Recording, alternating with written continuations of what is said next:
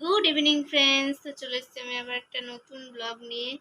আমি তনুশ্রী আর আমার মেয়ে এতক্ষণ ধরে ঘুমোচ্ছিল, আর ওকে টাগলু বানিয়ে দিয়েছি, আর ও একভাবে দেখছে ঘুমের ঘোরে আছে।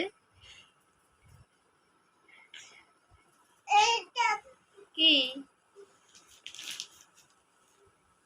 কি হয়েছে? তো চলো, অনেকদিন ভিডিও বানানো হচ্ছে না, তাই ভাবলাম আমি একটা ভিডিও বানাই।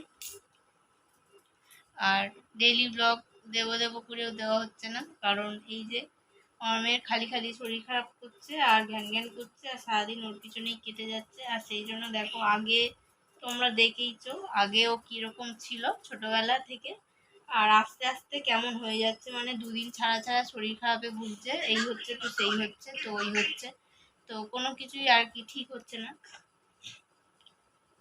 দুদিন ছাড়া এটা ওটা সেটা হয়েই যাচ্ছে, আর ওর পিছনে টাইম দিতে দিতে আমিও ঠিক এইরকমই হয়ে যাচ্ছি, দুজনেই সেম সেম। দেখো, কারোরই কোনো পরিবর্তন নেই। হ্যালো, কখন আসবি?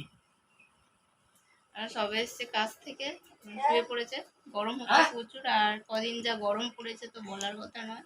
এই গরমে ব্লগ ফ্লগ আমি দূরেই রেখেছি, কারণ এইসব পেঁয়া সামলাতে সামলাতে আমার হয়ে যাচ্ছে, আর এক্সট্রা করে ব্লগ বানানোর কোনো চেষ্টাই করছি না। সেই ব্লগটা আসলে কেমন হবে আমি আদৌ তোমাদেরকে দেখাতে পারবো কি না সেটাই আমি জানি না। ঘুম থেকে উঠেছে বলে ওর বাবা ডাকছে, ওর বাবার কাছে যাচ্ছে না, চলে এসছে আমার কাছে। কি নিবি? জামা কাপড়গুলো এখানে রয়েছে, ভাঁজ করা হয়নি আজকে, হবে কোনো একটা টাইমে।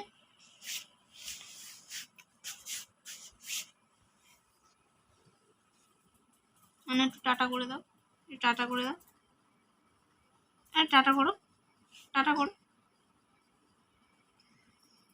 ফিস ফিস করে বলছে টাটা, বলো জোরে, বলো জোরে, বলো।